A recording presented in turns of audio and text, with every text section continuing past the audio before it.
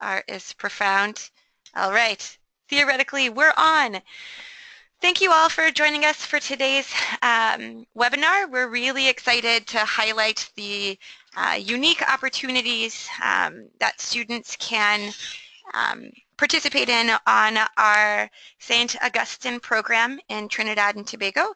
I'm also really excited to introduce Gail Mohammed. She is our resident director for the program. And so, hi everyone. hey Gail, thank you. I'll actually go ahead and let you see us. Sadly, my photo is horribly out of date, and I'd like to think that I have a much nicer haircut at this point in my life, but what are you going to do? And then this is Gail. As I mentioned, she's our resident director there in St. Augustine. Gail, would you mind just giving a quick sort of background about yourself? Hi everyone. I am Gail Mohammed. I am formerly Vice President of Human Resources in charge of expatriate services here on the island of Trinidad and Tobago. I joined BCA in June of this year, June the 1st. Exactly. Looking forward. Looking forward to this presentation so that you can share a little bit into my island. Exactly. I am happy to say that I had the opportunity to meet with Gail and spend a little time in Trinidad earlier in the spring semester and was really excited about our partnership with the University of the West Indies there in St. Augustine, or UWI as folks call it, and to also be continuously reminded that St. Augustine is the appropriate way to pronounce the city name. I was corrected immediately upon entering the country. So FYI for an advising talking point, now you've got the correct pronunciation. So as I said, I'm really excited about opportunities for students to study at UWI. It's a strong university with a wide variety of course options. We'll talk about this more as we go through the presentation. In a location that's really dynamic and beautiful for those of you who are able to see some of the photos that Gail put together and maybe hear a little bit of the steel pan band. It's a really dynamic and engaging environment that I think students can really make the most of. So we look forward to welcoming your students to our program. So during today's presentation, I'll just talk briefly about BCA Study Abroad. Some of you are new partners with us and others of you have been working with BCA for many years. So I'll just briefly tell you a little bit about our history and sort of our philosophy for programming, and then I'll turn it over to Gail, who can talk to you about life in Trinidad and Tobago. We recognize that both a strength and a challenge for this program is location. Recognizing that it's a location that students might not be initially aware of, and so helping students contextualize even geographically where Trinidad and Tobago is located, but also its unique and varied history in terms of religion and culture, for example. Obviously, the plus side is it's a beautiful twin island nation in the Caribbean, so you get that sun, sand, and environmental exploration. So we hope you get the opportunity to learn a little bit more about what Trinidad and Tobago have to offer as islands. We'll also talk about our partnership with the University of the West Indies. I'm hopeful that we'll be joined by Marcus Schultz. He's the International Mobility Coordinator there at UWI, and so we've been working with him closely as we've developed our partnership, and he can provide a lot of detailed information about the kinds of course offerings that are available, but we'll also talk about student life on campus, residence halls, and what it feels like to be a student there at UWI. Finally, we'll end up with some general BCA application process and health and safety information. Again, for some of you, this might be things that you know by heart, but for others, a quick glimpse into the kinds of services that BCA provides to students pre-departure as well as when they're on site. And then finally, some additional resources that you can visit on our website and other websites to learn more about our programs in Trinidad and Tobago in particular. So I'll just get started with a brief history about BCA Study Abroad. We are celebrating our 55th year as an organization, and we're really excited about all of the opportunities we've had to work with students in those 55 years to help them understand the complexities of our contemporary world. From its start, we focus our educational mission on engaging students with local people and the issues that impact their lives. And I think our newest program in Trinidad and Tobago is a great example of BCA's commitment to creating opportunities for students to fully engage with the local community through directly enrolling at a local university, living in residence halls with other local and international students, and then dynamic programming that will help students explore the islands and better understand the cultural and physical environment in which they're living. In our experience, BCA students are motivated and eager to take full advantage of their time abroad. We often hear from students that they were able to learn more about their major or minor in a new light, and many of our students are highly engaged and participate in internship or volunteer experiences while a part of our program.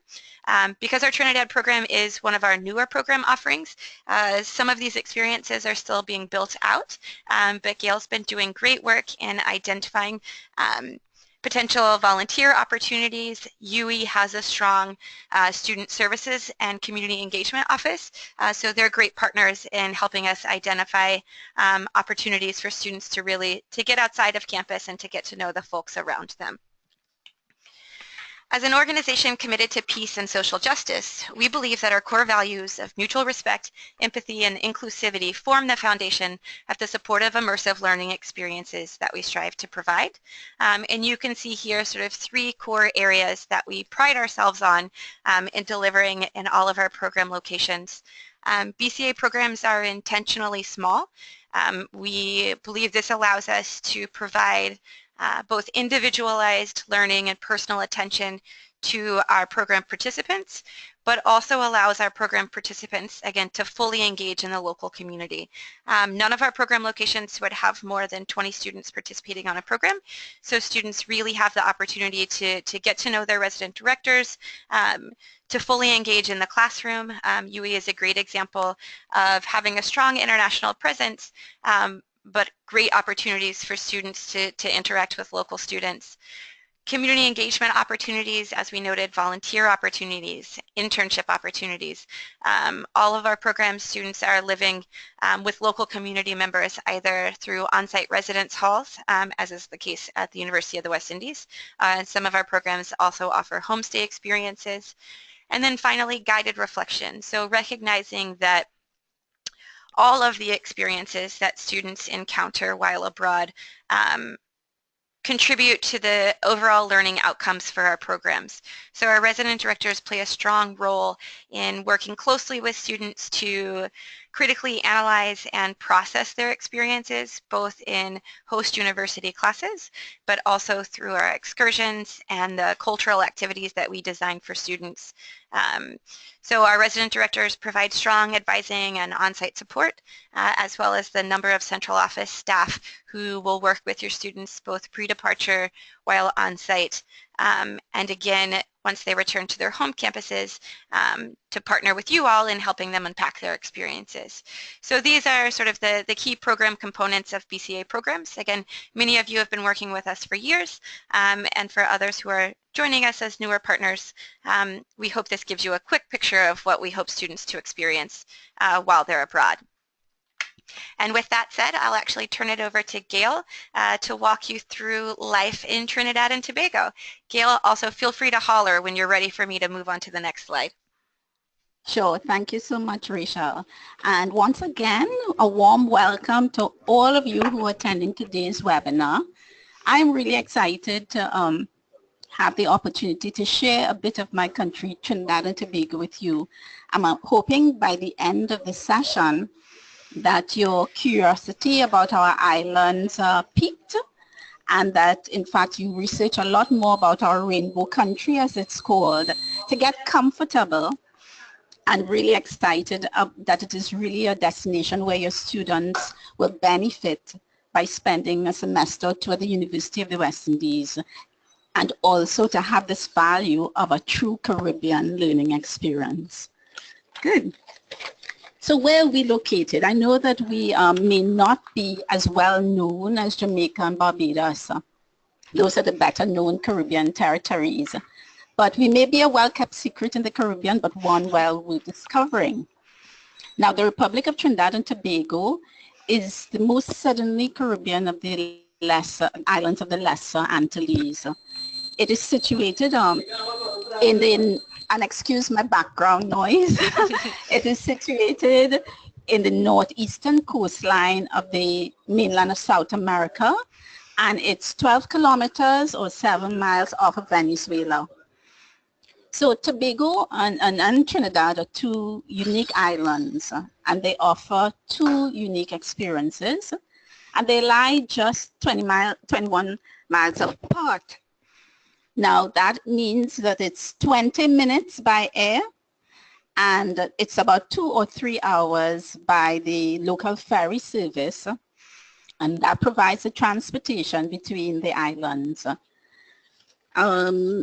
So some first facts, if you wanted to know a little bit more, I have a slide here which I will go through just some of the highlights of Trinidad and Tobago. So we're small islands. Tobago is only 116 square miles. Trinidad a little bigger at 1,864 square miles. And the population of both islands are 1.3 million, with Tobago, of that, Tobago has 50,000 persons. The capital of Trinidad is Port of Spain, and of Tobago, it's Scarborough. And while we're so close to Venezuela, as you had seen in the previous slide, English is our main language. Our official language is English. And we have two seasons, a dry season and a wet season. And right now, of course, we're into the wet season. Hot most times of the year, summer all year round, which is the beauty of the islands, and some activities all year round as well. Now, the beauty of our islands, apart from the natural, landscapes and flora and fauna, we are multi-religious and multi-ethnic. And this would be, I'll talk a little later on about our history, which caused us to be so diverse in our ethnicities. So 22% of our population are Roman Catholics, 32% are Christians of other denominations, and 18% are Hindus, and 5% Muslims. And this was largely through our indentured labor after the end of African slavery, that our immigrants came to work on our sugar estates from India. So ethnicities, East Indian, 35%, African, 35%, Europeans, 23%, and Chinese and mixed descent, I missed that. Yeah, 23% European, Chinese, and mixed descent. Our time zone, Atlantic Standard Time. We have a parliamentary democracy with elections every 5 years since, and held regularly since self-government in 1956. Our economy in Trinidad is largely oil and gas. We have some natural resources there, and it accounts for approximately 40% of GDP and 80% of our exports. We export natural gas and liquefied natural gas all around the world. Major industries are petroleum and petroleum products, liquefied natural gas, methanol, and ammonia. And as you can see then, Trinidad is really the commercial sector. Tobago is much more based in tourism, conference and convention facilities. Financial services are also part of the Trinidad landscape, but tourism is the basis of the operations in Tobago. Our key indicators, GDP is per capita approximately US $19,000, and unemployment rate is 3.5%. Next. So just a little bit about the history. The islands were first settled, of course, the Amerindians, and the islands were encountered by Christopher Columbus in 1498. Tobago has changed hands several times, so that it's historically the British, the French, the Dutch, the Colanders all ended up in Trinidad and Tobago. Trinidad remained a Spanish colony until 1797, where it was largely settled by the French in 1889. And the two islands were incorporated into a single crown colony. Trinidad and Tobago obtained its independence from the British Empire in 1962 and became a republic in 1976 with the president as the head of state and, of course, a prime minister. Now, one of the things about the Twin Islands, we offer a range of cultural festivals. It's a haven and a bliss for naturalists, especially bird watching, eco-adventurers with our, hiking and our waterfalls, beaches, lovely beaches in Trinidad and Tobago. It's a foodie haven based on the different cultures, and of course they had brought the different types of foods with them, and that has caused us to have a different and a large variety of foods to choose from. It's also a sporting center and a hub for regional industry and commerce. So the nation is bursting with a diverse culture, from the history of European colonization, the West African slavery, the East Indian immigrant labor, Chinese and Portuguese indentured labor. So all of these at some point in time provided the labor at the end of slavery. Now, some of the local culinary fare, which of course everyone is very fascinated with, and really it is very dynamic and delicious. It's a fusion. The food is a fusion of all of these cultures and more. Some of the local favorites to try, everyone loves our doubles, which is a fried dough, and in between there is curry, very delicious curry chickpeas, or chana as we call it, and lots of sauces, inclusive our hot sauce, our pepper sauce. Bacon shark, which you will get all around the country, and this is some of our street food as well. But bacon shark is really the home at Maracas Bay, which is one of our better beaches in Trinidad, and people flock there largely to visit and eat our bacon shark. Other sort of street food, you get corn soup, roti, which is like dough with filling, curried filling in it, and pilau, something like our Spanish paella. Other African influences would have been in our callaloo, macaroni pie, buljol, and at Christmas time, particularly Spanish heritage is reflected in the making of our pastels, which is corn dough with filling of meat and steamed. Extremely, extremely delicious. And if you come to Tobago, you can't miss the crab, curry crab and dumplings, which Tobago is most famous for. And it's a mixture of crabs in a curry sauce with thick and fat and juicy dumplings. I hope you get a sense of or it could make you really fat, actually. Yeah. Next, so why should you visit Trinidad, and why would our students want to come here, and what kind of experiences can we offer them in Trinidad and Tobago? Well, Trinidad and Tobago is a model of cultural and religious harmony. What they would learn here is important lessons about social cohesion, diversity, inclusiveness, racial and religious tolerance. One of the things is that because of our background and history with so many diverse races, one of the things is that we have learned, and this is where the lesson is, we have learned important lessons of living in harmony, respecting each other's race and religious, and our religious beliefs. And in fact, when you experience the culture and heritage, you will see that in our cultural festivals, everyone can get involved. You don't have to be that particular race or religion, everyone gets involved and are welcome to take part. And this is such an important lesson for students as they prepare for the global workplace, as well as just that global mindset. In Trinidad and Tobago, you will experience the color, rhythm, and the splendor of the national festivals.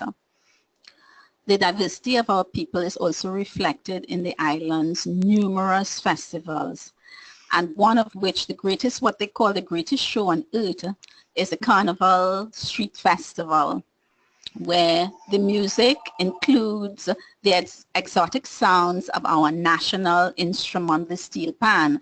Now, the steel pan is really steel drums, but they make a beautiful sound when they are in harmony. And in fact, it's the only musical instrument invented in the 20th century. And what happens is that they practice for months and are judged in our Panorama Steel Band competition, where you can go and experience just the whole fantastic musical vibe of people getting together, not only the ones that are playing, but culturally it's a meeting place of friends and families and just listening to good music. As well, the musical fusions of Trinidad and Tobago, East Indian, again reflected from our history and ethnicities. You have the musical fusions of calypso and Indian music and anything in between, reggae and soca, right? And we also have, globally acclaimed writers, artists, and dancers. So culturally, we are extremely, extremely well advanced in that regard as well. Churches and temples, you will find many of them with different exciting, beautiful structures. Actually, just going into them and witnessing the beautiful handwork of our churches and temples. Similarly, our buildings, and I'll show you, you would have seen a couple of the pictures before of our buildings and architectures in downtown Port of Spain. These are very, since the 1787 or thereabouts, and the Queen's Park Savannah area has some magnificent, what we call the Magnificent Seven, and it's a row of impressive mansions built in the 1900s, and each one is unique in its architecture and history, from the prestigious Queen's Royal College to the Roman Catholic Archbishop's House and Solmeyer's Castle, which is built in the design of Balmoral Castle in Scotland. We have a number of forts that can be visited, and with a rich history of protection for the different parts of the island. More recently, we have developed our local artisan industry, and we saw the emergence of the local craft markets. These provide a source of revenue to many people who have started as hobbies, and there are different forms of entrepreneurship, but it's also a display of the creativity of the country and of the local artisans. And these are income generating, and what has happened is that we have also formed these artisans into these groups where they can come every weekend or every month and display their local craft. There are many opportunities in Trinidad and Tobago for students to participate in volunteerism and community outreach. We have a number of NGOs and a number of nonprofit organizations that will welcome student involvement. Some of them are in Tobago here. We have Healing with Horses, which provides therapeutic healing with the use of horses. And the horses would have been abandoned horses too. And the autistic children come and learn to, and physically challenged. adults and children, they learn to ride, they learn to trust, they learn to, take care of their horses and bond with the animals. And there seems to be a special healing and therapeutic quality about working with animals. So that's one that is on the agenda. Another one in Tobago and Trinidad is with the turtles, and I'll talk a little more about turtle watching in the next couple of slides. Eco Adventure is, we have a number of waterfalls and rivers, again, turtle watching, caves, bird watching, swamps and wetlands, number of of course, these are geared to ecotourism on the both islands, but we also encourage the conservation of, the environment, and that is something that students will become even more aware of. And of course, as students, fun and sand. We do have lovely beaches, particularly here in Tobago, parks and gardens, a vibrant nightlife. The cuisine we spoke about before, some shopping, and it's extremely, we call it rainbow country because beautiful flora and fauna are every color of the rainbow that you could have. Tobago is a little more laid back than Trinidad. While Trinidad is the commercial center, as I said before, Tobago is based on the tourism. And tourism, because of that, you have a number of tours that are offered in many aspects of the, many areas. Tobago has the beaches, waterfalls, similar to Trinidad, but even better beaches than Trinidad has. Next slide. I just want to tell you then about some of the places of interest and a little more detail about some of these and what we have to offer. So Port of Spain is the capital of Trinidad, and of course it's quite historic, as I said before, with its buildings. And the Queen's Park Savannah is a windy green park of about 260 acres of public park. And it's at its most beautiful when the yellow and pink pui trees, along with the orange immortelle trees, which line the savannah in full bloom. And that is really an experience of rainbow country because you see all the colors there. Now it lies at the center of Port of Spain, and it is now a sort of public park. This is the home of the Carnival Parade, and this is where you see the full creativity on that day of, the parade of all the bands with all their costumes, their steel pan and soca competition, and all the other cultural festivals take place there. It's a hub for the public. It's a hub of recreational activity, popular for sports, kite flying, walking, and jogging. And not to be done on Fridays and Saturdays, it is the venue of a food fair featuring mobile food stands. And you can sit open air cafe style or picnic among the trees. So it is said to be the largest roundabout in the world. And of course, there are a number of coconut vendors all around so that you must stop and enjoy some coconut water straight from their shells right there around the savannah. I talked about the Magnificent Seven, so I won't go on that again, but we also have the National Museum and Art Gallery, and you can view some of our national treasures and historic finds there. And of course, we also have exhibits of talented local artists, including the 19th century acclaimed artist Calzabon, who you may not have heard of, but who has had his work displayed in the Louvre in France.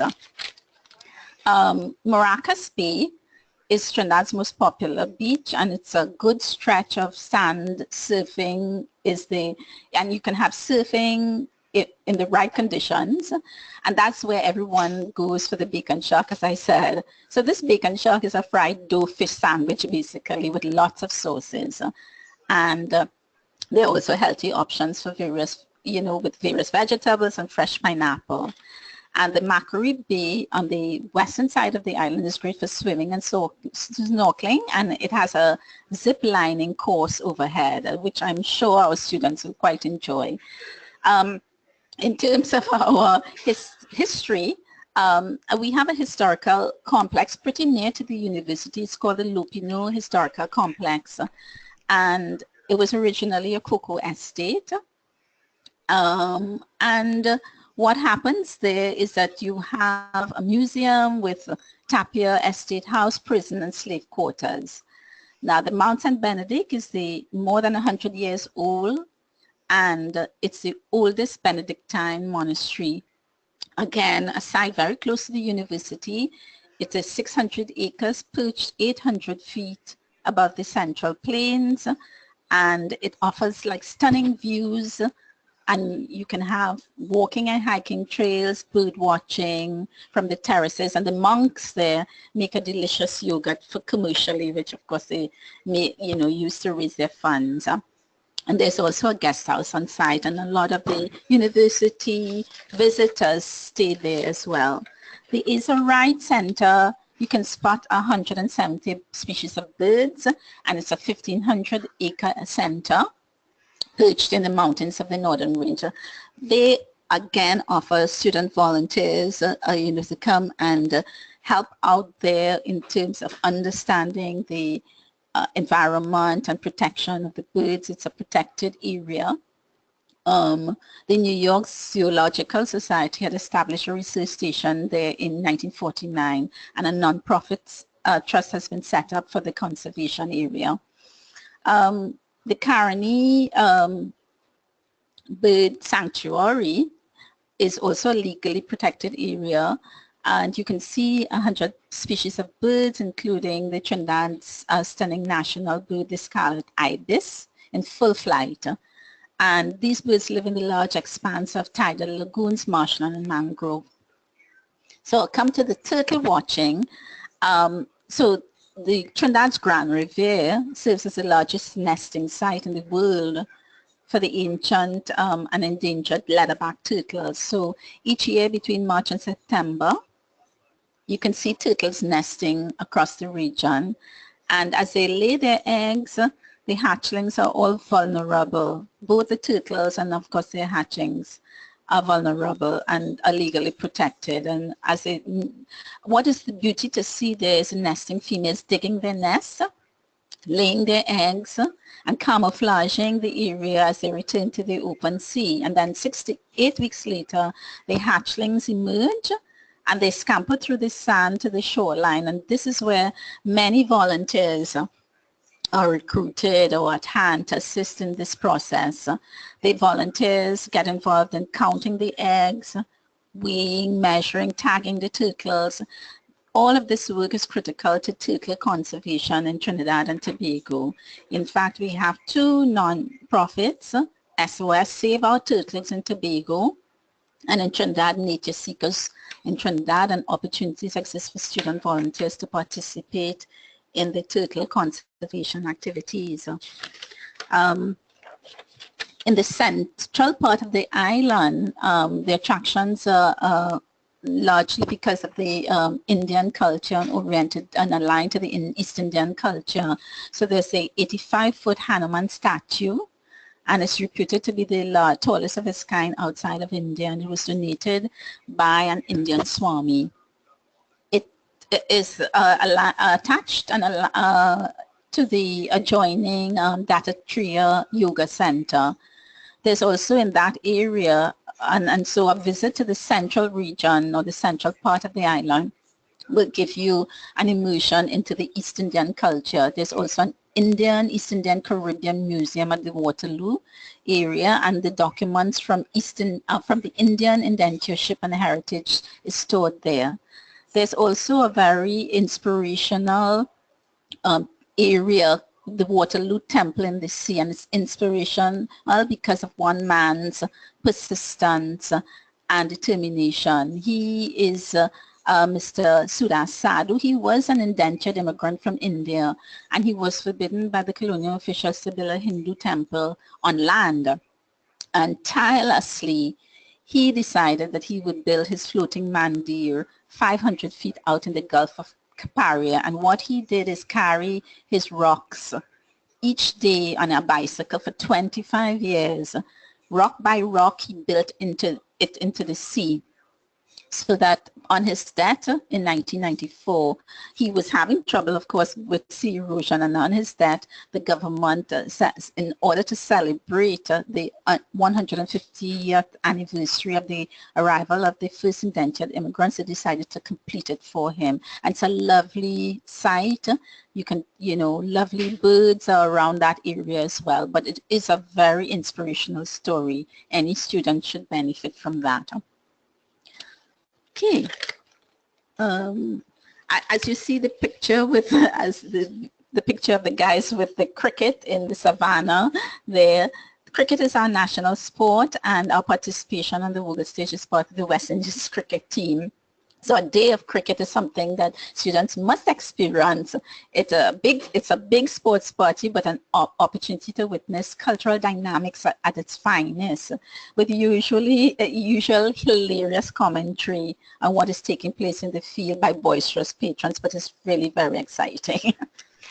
I will say, so this is a picture that I took when I was visiting Trinidad, and one of the guys, I won't point him out, but one of the younger guys in this photo was very sweet and helped explain the game of cricket to me, much to his teammates' I guess, amusement. And so as I was walking away from them, I could hear the poor guy who had done such a great job helping me getting teased mercilessly by other 14-year-old boys. So people were very willing to be helpful, but kids will be kids, and that poor kid heard it from his friend for a while. Yes. So, yeah. Okay, so let's talk a little bit about Tobago. So Tobago has changed hands at least 31 times in its history. The culture here is also very diverse, and the island has various forts and historical sites as well, and is testament to the island's former colonial masters, and has a diverse history. Now, the heritage of the enslaved Africans in Tobago has also influenced the culture. There are many folk tales, superstitions, art, music, and traditional dances that reflect the island's European and African roots. And this is celebrated in the Tobago Heritage Festival. So that is one that students, it's one to see, and it's a really opportunity to understand what, the Caribbean past in terms of Tobago's past, and its traditions, and especially the dances, which is like no other that I've seen anywhere else. You can see many of the artifacts and historical perspectives at the Tobago Museum and the Fort King George, and people flock as well. So we have lovely beaches, the Boca Reef, Nylon Pool, the Pigeon Point Heritage Park. People flock to the Pigeon Point Beach for its white coral sands and turquoise waters, and I think a lot of the beaches here in Tobago have very calm and turquoise waters, shallow as well. And it encourages, of course, we have lots of water sports, kite surfing, windsurfing, paddle boarding, kayaking, just to name a few. Stobbe is another favorite for swimming and snorkeling, and there are lots of on-site bars and eateries serving up local Creole favorite foods, and there are also an array of craft stores. Glass bottom boats tours are operated from Boca Reef and the Nylon Pool, and it's said that the Nylon Pool was named Nylon Pool because Princess Margaret visited and said that the water there was as clear as her nylons. So that's how we got the name Nylon Pool. And the unusual, the village of Buko in Tobago can be described as the goat and crab racing capital of the world. And I don't think there's anywhere else in the world that does goat racing and crab racing. So during the Easter holidays, the village draws crowds as specially trained goats sprint towards the finish line, followed by jockeys clutching long ropes. And similarly, the crab racing jockeys, they attempt to prod stubborn crabs towards the finish line. And it's also a nice fair atmosphere. When I say fair, village fair atmosphere. local foods, lots of people in the community come out, and it's a wonderful experience. And you can come and observe the rich culture on that particular crab racing day. Okay. Yes, okay. So I'm hoping that this has made you a little bit curious about the islands, and that in fact if you need any more resources, Rachel and I are always available to give more information, and there are also a lot of resources on YouTube with respect to other people's visits, so you can, to Trinidad and Tobago, so that you can get different perspectives. Thank you. Thank you, Gail. I know, yes, I am definitely feeling nostalgic and missing my time in Trinidad. We have Allie with us from Franklin Commercial College. Hopefully Allie's had the chance to try some of this food. There's actually a new Trinidadian restaurant in Lancaster, Pennsylvania. So hooray for us. That's actually where I live, despite working in Elizabethtown. So excited to be able to eat some delicious doubles any day of the week. Yes. So I will just share a little bit more about our partner. So students participating on the BCA St. Augustine program will be taking classes directly at the University of the West Indies, St. Augustine campus. It's one of 3 physical campuses of the University of West Indies across the Caribbean region. With its focus on research and innovation, fully accredited programs across 7 faculties, and a cosmopolitan campus community, St. Augustine is a true representation of an innovative, internationally competitive, contemporary university deeply rooted in the Caribbean. The scenic campus boasts a unique mix of 20th century and modern architectural, as well as an impressive landscape of indigenous and introduced trees and shrubs. Gail earlier mentioned the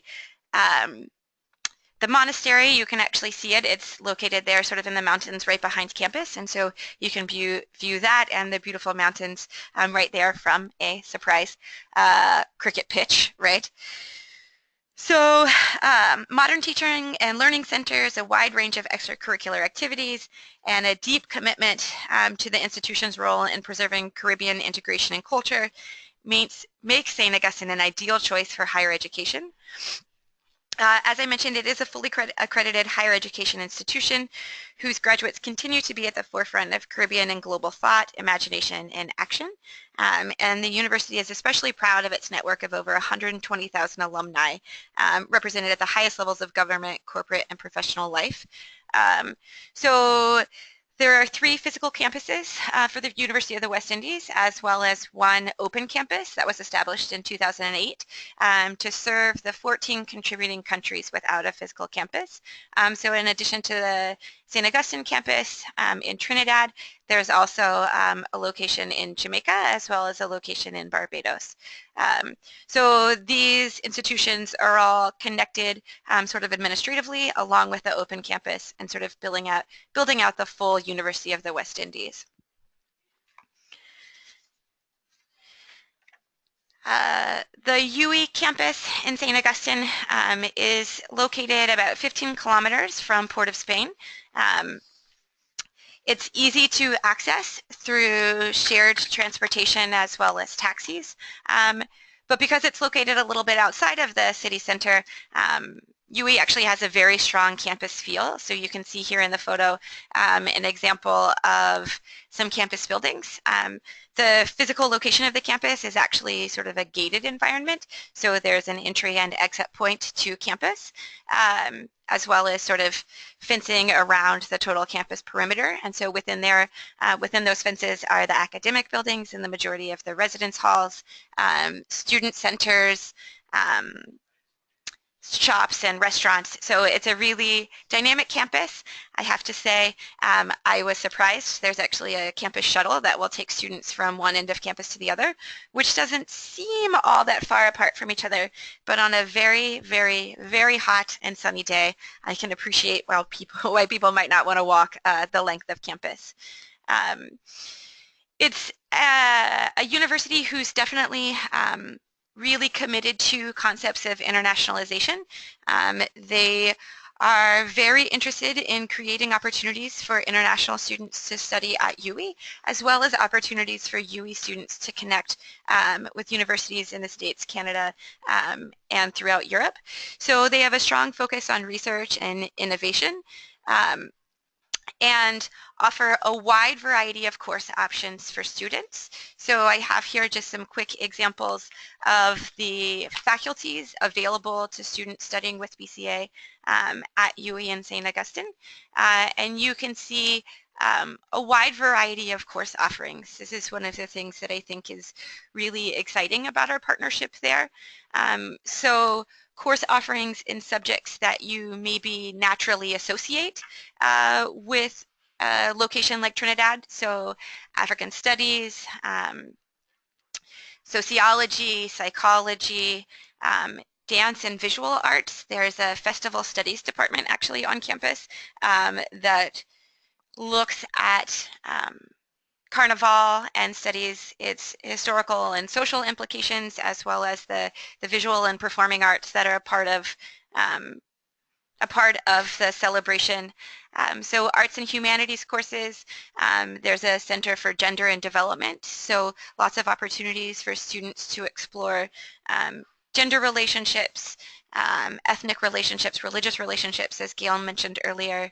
The university is also very strong in the sciences, both in terms of sort of more traditional sciences like chemistry and mathematics, but also offers a wide variety of course options in physics, engineering, and agriculture. So for those STEM students that we know it can sometimes be challenging to find course opportunities for, there are strong major options in each of these categories offered on UWE's campus.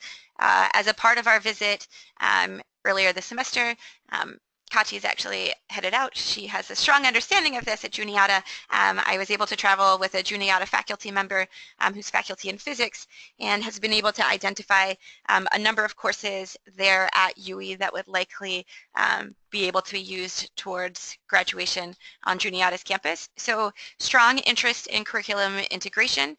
So if you're working with some science departments or faculties on your home campus who are looking for opportunities, please feel free to be in touch.